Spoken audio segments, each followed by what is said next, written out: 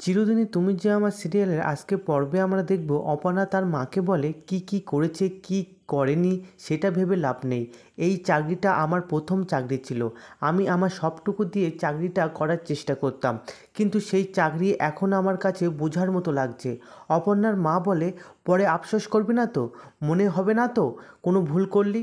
অপর্ণা বলে, আমি শুধু জানি আমাদের পরিবারের মধ্যে একটা ফাটল তৈরি হয়েছে। সেই ফাটল আরও গভীর হবার আগেই সেটাকে বুঝিয়ে দিতে হবে। অন্যদিকে আর্য স্যার মনে মনে বলে, অপর্ণা আগে থেকেই ঠিক করে নিয়েছিল এই চাকরিটা ছেড়ে দেবে, আর আমি এইসবের কিছুই জানি না। আর্য স্যারের ভাই আর্য স্যারকে বলে, একটা খারাপ লাগছে, একটা ভালো এমপ্লয় আমরা হারাবো, আর কিছু না। আর্য স্যার বলে, অপর্ণাকে আমরা হারাতে পারবো না। ভুল যখন আমাদের তরফ থেকে হয়েছে তখন ভুলটা আমাদেরই শুধরে নিতে হবে, সেটা যেভাবেই হোক। আর্য স্যারের ভাই আর্য স্যারকে বলে, তুমি শুধু বলো দাদা কি করতে হবে, স্যালারি বাড়িয়ে দেব, প্রমোশন দেব? আর্য স্যার বলে, তোমার মনে হয় এইসবের লোভ আছে?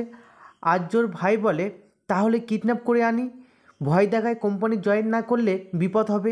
আর্য বলে, অর্ঘ্য, তোমার মনে হয় এইসবের ভয় পাবার মেয়ে? আর দেখো, ভুল দিয়ে আর একটা ভুল শোধরানো যায় না, আমাদের অন্য কিছু ভাবতে হবে, অন্য কিছু। বলে রাজনন্দিনীর শাড়ি বার করে হাতে নিয়ে বলে, এই রাজনন্দিনীর শাড়িই হবে আমার তুরুপের তাস। তো বন্ধুরা, ভিডিওটি যদি ভালো লাগে তাহলে like comment share and subscribe করবেন।